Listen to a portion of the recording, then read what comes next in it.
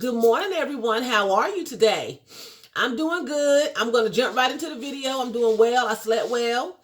And my phone, the video seems to be pausing, so I'm redoing it because I was doing one earlier and it just like froze up. So I wanted to remind everybody, ask everybody rather, do you remember back in the day when we all would get a whooping if one person done something? We would all get a beat down because one person committed an act, you know? Like they do on football teams now. If you do something wrong and you shouldn't have done it, everybody have to do push-ups, they have to run laps, whatever the case may be. Which I don't think is fair, but I guess as a team, you get punished as a team, to make you have your team's back, I guess. So it was a priest in the Bible named Eli, who his children, he had two sons. They were awful, okay? They were spoiled children. They were spoiled brats. They disrespected the priest. They would take the offering. They would take the best part of the offering. They respected God, his synagogues. They were just disrespectful. And God sent a message from another priest to tell Eli that he was going to suffer a consequence. His children were going to suffer a consequence in his whole generational line because Eli's children were disrespectful. And the Lord had told him to speak to them about it. And he did, but it was very passive. Okay? And Eli spoke to him. It was very passive. They basically told their father Eli to go sit down and mind his business. That's basically what they said. And they continued to bully people and do whatever they wanted to in the synagogue and to these priests. So they went to war and they were snuffed out. They were killed. Okay? When Eli was told the prophecy, he was basically like, okay, well, that's what the Lord said, so that's what the Lord does. He's great. Whatever he says goes. It didn't really, back then, it didn't faze the person who committed the offense, is what I'm saying. He was going to be dead. So he didn't care about really. I'm not going to say he didn't care that his children was going to die because the Lord told him beforehand they were going to die. Okay? But he took a nonchalant attitude. You know what I'm saying? Like, well, basically, I'll be dead. And my generations to come, because the Lord said you won't have any generations to come. They're going to die early because of your children. They're going to die early. So if I was to hear that now, I would freak out. Even if I'm dead, I wouldn't want my generation, great grandchildren on and on and on to die because of something that I've done. So he basically was like, well, the Lord said it, that's good, that's great. Okay, that's what the Lord said. He died when he found out that his children died on the same day in war. When he found out, he fell because he was a heavy man. He fell back and broke his neck. Not really because his children died, but because the enemy had stolen the ark of God. And he knew the ark, God wasn't in his atmosphere anymore. So he fell back and broke his neck because of that. Not out of concern really for his children is what I'm gathering when I read it. Remember, the Bible don't have everything in it. You have to have a commentary. But from what I'm gathering, so skipping forward over 2,000 years later, 4,000 years later to my neck of the woods when I was in the 70s growing up. The same little girls I used to hang out with when we stole those crab apples that we had no business stealing. We were at their house. I was at their house with them. We were told to go upstairs to bed. Okay, it was dark outside, nighttime. We go upstairs. We're in the hallway because we don't want to go to bed. So we're in the hallway standing between both the bedrooms. And the little girl who was getting the money out of the trees had a fork. Don't know where she got the fork from. She stuck the fork into the socket by the bathroom and blowed all the lights out in the house.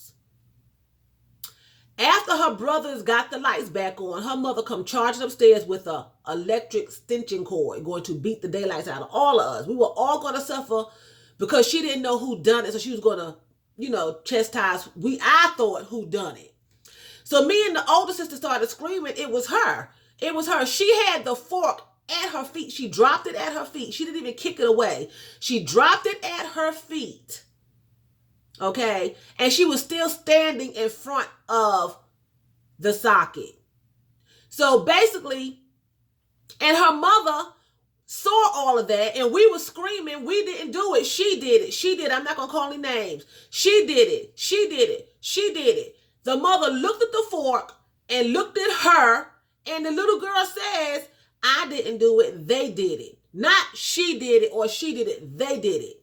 And the mother was like the father, Eli.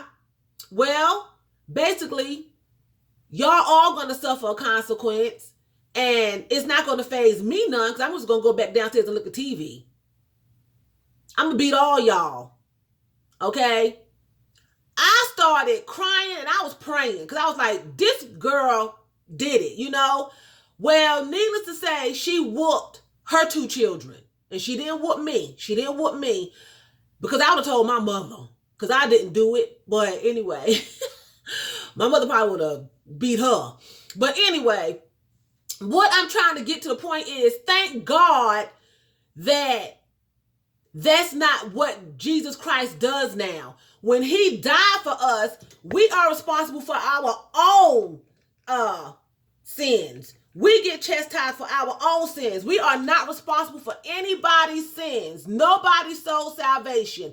They are responsible for their own actions. Thank you, Jesus, because back then, God punished the whole generation in your family. If that had been something that she done back when God was doing what he was doing at that time, her whole generation would have been a jacked up mess. You know what I'm saying? And we were all going to get whooped because she done it, and the mother seen the evidence. That's how God was. God seen the evidence, but because it was the father, Eli, that was in control of his family, it fell on him. It fell on him. Thank God that now, if your child sins and he's above age, or if he's underage, they're going to suffer a consequence, and you're going to suffer a consequence, because you are the parent and they're underage. But once they become of age, excuse me, everybody. Once they become of age, I got to cut this fan on I got sitting in front of me. Once they become of age, then, excuse me, it don't seem like it want to work. It's hot. It's not working. Once they become of age, then they have to suffer their own consequences. They go to prison for themselves. Whatever they do, whatever happens for themselves. You know what I'm saying? Hold on for 1 second.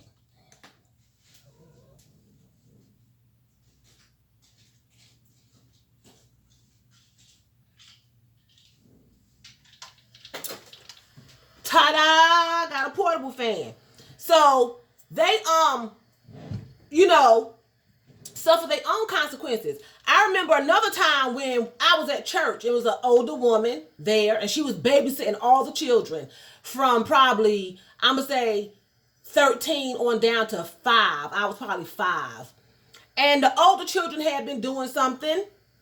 Here we go again. So she was going to beat all of us. It was probably 20 of us.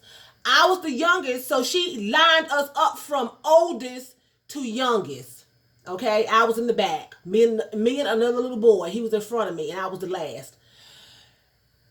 I cried. I probably was speaking in tongues at 5 years old. It was awful. I was tormented.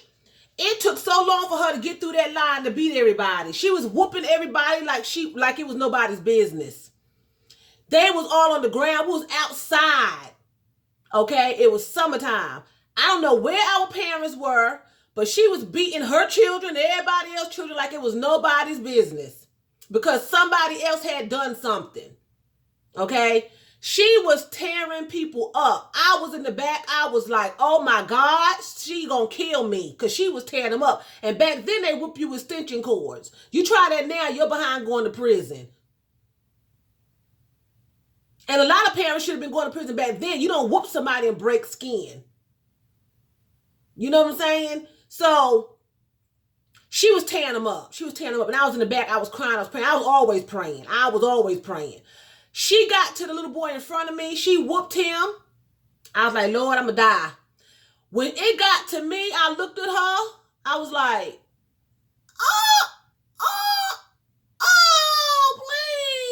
please. out just crying because I didn't even know what they had done. She said, I'm gonna let you go this time, but it better not happen again. I was 5. I didn't even know what she was talking about. They was probably somewhere kissing and carrying on because they was always kissing and having us looking out. I didn't get whooping. Probably because they knew my mother anyway, and she would have done something because it was unfair. And so that's why Jesus Christ took that away, because even though God is a fair God, but the person who did the act should suffer the crime, the consequence, not somebody else who was innocent and who didn't do it. You know what I'm saying? Now, sometimes you can do things and it can affect your whole family. It can. It just goes that way. You know, a father go out here and sell drugs. He go to prison. His family is suffering. You know, things like that. You know, you make just wrong decisions and it affect your family. You know, but God put the curse on the whole family. He just spoke it and it was done that way. You know what I'm saying? But Jesus came along and said that you suffer the consequence. You know, like my husband might commit a crime selling drugs, but he's going to go to prison. I'm a suffer, but he'll be the one locked up. You know what I'm saying? Really? Okay. Really? So he'll be the one suffering the consequence. He'll go to prison. This is all over the place. But I'm trying to get y'all to realize that you are not responsible for anybody's soul's sake. Okay? You can tell them about Jesus Christ. If they accept, they accept. If they don't, they don't. You are not responsible. You have no dog in that fight. You know what I'm saying? Don't hold yourself responsible for anybody else's consequences, and don't let nobody else hold you responsible, because we was freed from that. I don't care what it is. You are not responsible if you did not commit the act and they are above age. Now you are responsible for your children acting a fool out here. You're going to answer for that because the Lord put you in charge of them. Okay? But you are not held responsible for anybody else's actions once you become aware and you know for yourself right from wrong. You know what I'm saying? You are not responsible. Don't hold yourself responsible. Don't let nobody else hold yourself responsible.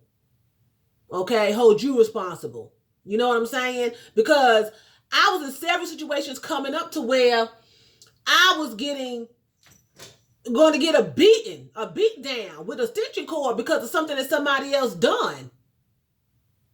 And it's just not right. You know? So with that being said, I'm going to go because it looked like my time.